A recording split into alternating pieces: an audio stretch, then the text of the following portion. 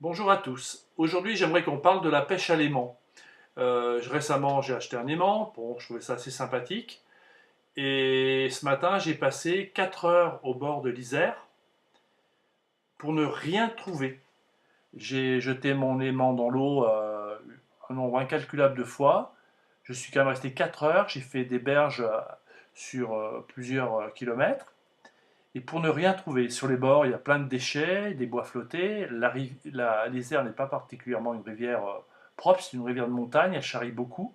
Donc j'ai quand même été très étonné de ne pas ramener le moindre, mais même pas un clou, rien, absolument rien. Donc rentré chez moi, j'ai fait un petit test et voilà, je voudrais vous en parler. Voilà, j'ai mis par terre un morceau de métal que j'ai trouvé ce matin sur la berge, hein, pas dans l'eau. Euh, j'ai passé plusieurs fois mon aimant dessus, comme je le passe dans la rivière. Et s'il était au fond de l'eau, vous voyez que je ne l'aurais pas récupéré. Parce que bon, l'aimant étant tiré avec un anneau sur le dessus, en fait, il n'est pas dans une bonne position. Ce n'est pas du tout la question de la force de l'aimant, parce que là, je vais faire un petit test en le posant délicatement dessus. Bon, il est tout de suite attiré, et même je n'arrive pas à le décoller de ce morceau de métal. Donc ce n'est pas une question de force, c'est plutôt une question de position de l'aimant pendant que l'on prospecte le fond. Bon, c'est vrai qu'il existe des aimants avec un anneau sur le côté, mais aussi sans que monoface. Je veux dire, s'il est sur le côté inox, eh ben, il marchera pas. Peut-être qu'il en existe des bifaces, je sais pas.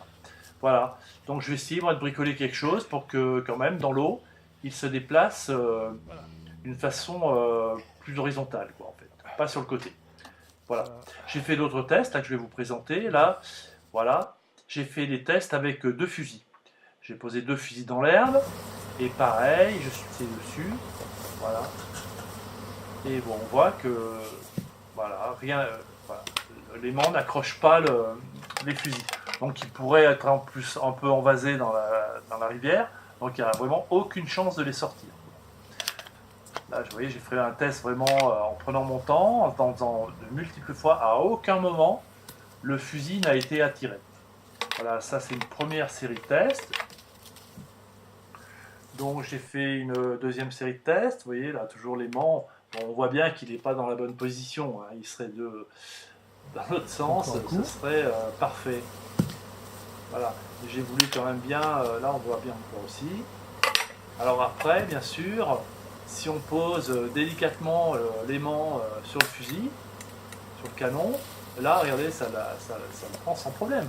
Et puis le fusil, il tient, on pourrait le soulever, même le dévaser à la limite, l'enlever de la vase, mais parce qu'il tient vraiment d'une façon efficace.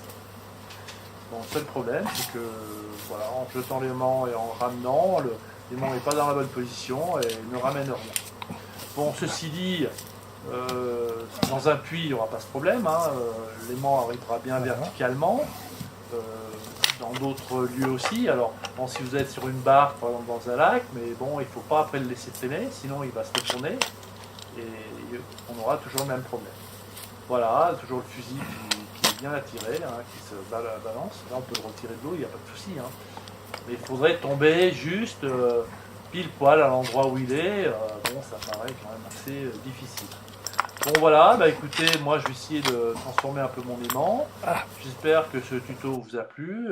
Si vous voulez en acheter un, quand même, pensez à voir s'il n'y a pas des aimants avec l'anneau sur le côté. C'est peut-être un peu mieux quand même. Voilà, au revoir à tous.